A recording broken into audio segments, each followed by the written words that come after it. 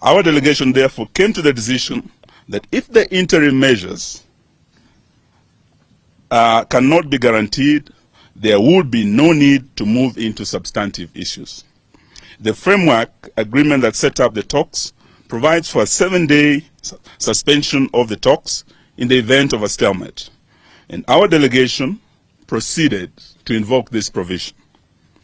If at the end of the 7 days we will not be able to resume the talks will be considered to have collapsed. A number of other issues have emerged from the talks. One is that the Kenya Kwanza side is essentially several teams in one. The members are answering to different bosses and are getting different instructions and are clearly pulling in different directions. Secondly, Kenya Kwanza has no clear direction on whether the talks should proceed or not.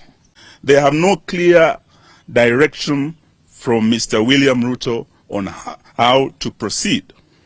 3, Kenya Kwanza sees the talks as a process of managing the political situation, calming down the political temperatures, and continue with business as usual.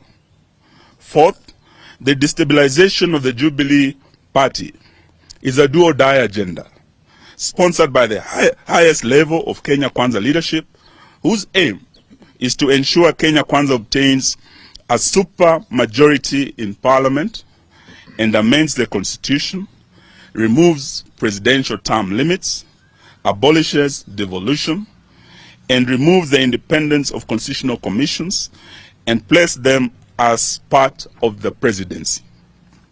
The meeting resolved and has given authority to our team in the bipartisan talks to issue a notice of dissolution of the talks in the event that Kenya Kwanza will not publicly accede to the interim measures within 6 days in line with the provisions of the framework agreement. This notice ends on Tuesday next week. Thereafter, the Azimio coalition will communicate our next course of action at our PG next week on Tuesday. Thank you, ladies and gentlemen. Yes, then this Friday, the Azimio leadership has been invited by the leader of the Wiper Democratic Movement, His Excellency Stephen Kalonzo Musyoka, to a meeting in Yatta.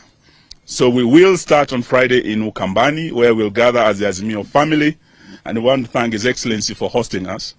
Then on Tuesday again, we will meet and make a major statement.